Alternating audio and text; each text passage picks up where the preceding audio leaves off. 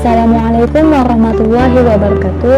Puji syukur kita panjatkan atas kehadirat Allah Subhanahu wa Ta'ala karena atas nikmatnya yang tiada putus-putus hingga saat ini. Salawat serta salam tidak lupa pula kita haturkan kepada junjungan Nabi besar kita Nabi Muhammad SAW dengan lafaz Allahumma sholli ala sayyidina Muhammad wa ala ali sayyidina Muhammad. Yang saya hormati Bapak Dr. Hanif Al-Qadri, SPD NTD, selaku dosen pengampu mata kuliah Administrasi dan Supervisi Pendidikan. Pada tugas perkuliahan pertama ini, saya akan menjelaskan mengenai konsep dasar administrasi pendidikan. Sebelumnya, perkenalkan, saya Diah Pitaloka dengan NIM 221801010 dari jurusan Pendidikan Bahasa Jepang, Fakultas Bahasa dan Seni, dan kali ini saya berada di sesi 2023-1127-0175. Nah, di sini saya akan menjelaskan tentang konsep dasar administrasi pendidikan. Yang pertama itu mengenai definisi administrasi. Jadi, administrasi itu adalah suatu proses mengelola sumber daya. Jadi menurut Husaini Usman ada 7M dan 1I yang terdiri atas man, money, methods, machines, marketing, material, and minutes, dan satu lagi information. Nah, untuk mencapai tujuan secara efektif.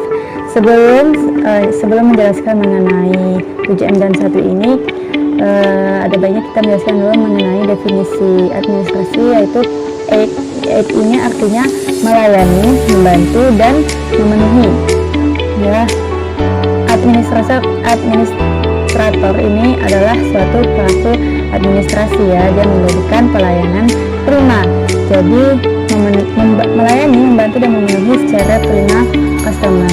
Jadi admin, ya, atau administrator ini bukan hanya melayani atau menjalani tugasnya saja, tapi juga ada tuntutan secara prima, ya, untuk melakukan pelayanan tinggi yang menjadi sumber kepuasan customer.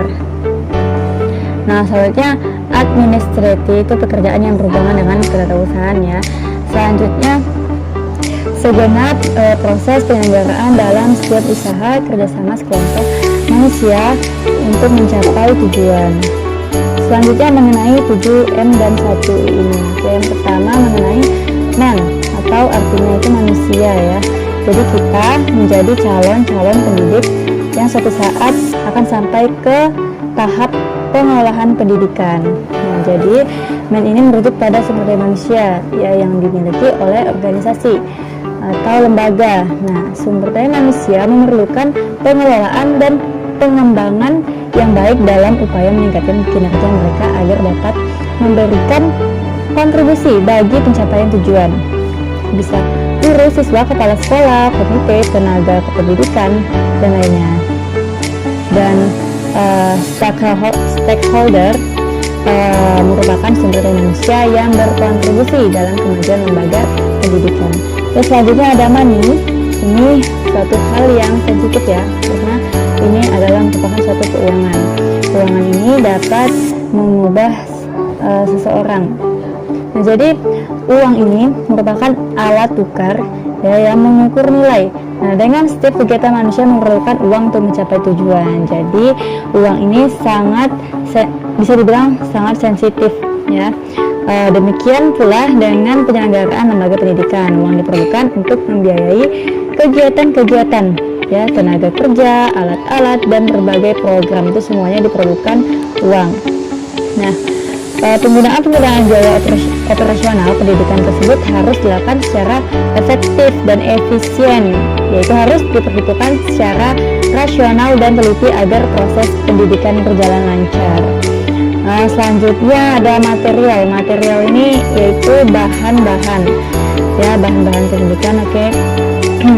Jadi menurut Romaria dan Priyatna, material ini adalah bahan fisik yang diperlukan untuk menunjang terjadinya proses pembelajaran di sekolah guna membentuk siswa seutuhnya.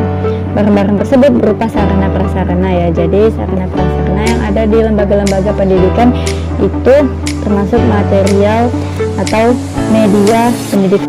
Nah, material ini bisa berupa bangunan, tanah, kemudian perlengkapan pendidikan lainnya. Selanjutnya, machines, itu adalah mesin-mesin perangkat yang mendukung terjadinya proses pembelajaran, yaitu dapat berupa teknologi komputer, radio, televisi, infokus, kemudian kendaraan media. Jadi media teknologi. Nah, alat-alat tersebut dipergunakan sekolah baik secara daya dukung maupun sebagai objek yang dipelajari. Oke, kemudian ada metode adalah cara yang digunakan untuk mencapai tujuan. Nah, metode dalam pendidikan yaitu cara, teknik, dan strategi yang dilakukan oleh pendidik agar proses belajar mengajar pada siswa mencapai sesuai dengan tujuannya. Nah, metode pembelajaran perlu dipilih dengan mempertimbangkan beberapa aspek, yaitu kesesuaian dengan materi, kemudian taraf perkembangan siswa, dan tujuan pendidikan yang hendak dicapai. Lalu selanjutnya ada marketing atau pemasaran. Nah, dalam kaitannya dengan pendidikan, pemasaran ini merupakan langkah pembaruan ketika sebuah lembaga pendidikan harus mengikuti ketatnya persaingan untuk memperoleh customer. Nah, selain itu di sini ada satu lagi M, yaitu minutes atau waktu. Adalah salah satu sumber daya yang harus dikelola dengan baik, karena time is money, waktu adalah uang. Nah, jika tidak, maka akan menjadi penghambat jalannya roda organisasi atau lembaga pendidikan. Nah, manajemen waktu merupakan suatu proses dinamis dari mulai perencanaan, pengorganisasian, pergerakan, pengawasan, yang produktivitas. Dalam mengelola waktu, rencana yang telah dibuat harus dikerjakan sesuai dengan waktunya agar tidak terjadi tumpang tindih atau penumpukan pekerjaan. Nah, pengelolaan waktu di bidang pendidikan yaitu contohnya kalender pendidikan, kemudian program tahunan, lalu ada juga program semester, jadwal pembelajaran, jadwal ulangan, jadwal ujian, dan lain sebagainya. Nah, selanjutnya yang I yaitu information atau informasi yang sangat erat sekali kaitannya dengan data. Nah, informasi itu adalah hasil pengelolaan data yang sudah diterima oleh akal pikiran penerima informasi yang nantinya akan digunakan untuk pengambilan keputusan. Nah, jadi di sini ada Prasojo dan Prasetyo tahun 2005 mengungkapkan bahwa kebutuhan penyediaan informasi yang cepat dan tepat merupakan kebutuhan organisasi. Nah, jadi hal ini dapat dilakukan dengan bantuan komputer dan alat-alat elektronik lainnya seperti telepon, kemudian fasilitas internet dan lain sebagainya. Selanjutnya perbedaan administrasi dengan manajemen. Nah, sebenarnya ini ada perbedaan dan juga persamaannya. Kalau perbedaannya, administrasi itu bertugas untuk menentukan tujuan atau menyusun kebijakan sekaligus membuat formulasi dan rencana yang dibuat. Nah, kalau manajemen itu bertugas sebagai pelaksana atau aktor dalam menerapkan rencana maupun kebijakan yang dibuat. Secara ringkasnya, jadi administrasi itu penyelenggara dan manajemen penyelenggaranya. Kalau manajemen itu adalah orang yang menyelenggarakan kerja. Mungkin sebelumnya kita berpikir kalau administrasi dan manajemen itu sama, padahal sebenarnya berbeda. Nah, jadi di sini administrasi itu orientasinya non-profit. Non-profit ini jadi seorang administrasi ini disebut administrator. Nah, karena dia melakukan suatu pekerjaan tanpa mencari keuntungan. Sedangkan manajemen itu orientasinya bersifat profit. Jadi seorang manajemen itu untuk mencari keuntungan. Jadi disebut dengan manajer. Nah, manajer ini mungkin sering kita sebut dengan kata bos, bos yang memerintah ingin berkuasa menciptakan rasa takut supaya bawah-bawahannya mau melakukan apa yang dia perintahkan. Karena begitu cenderung berkata saya suka menyalahkan. Jadi kalau misalnya ada sesuatu hal yang tidak sesuai, maka manajer ya atau bos ini cenderung menyalahkan. Ya, tahu caranya semuanya harus sesuai dengan SOP. Nah, lalu menggunakan orang, jadi suka menggunakan orang untuk melakukan sebuah pekerjaan gitu ya. Selanjutnya satu dan suka berkata pergi.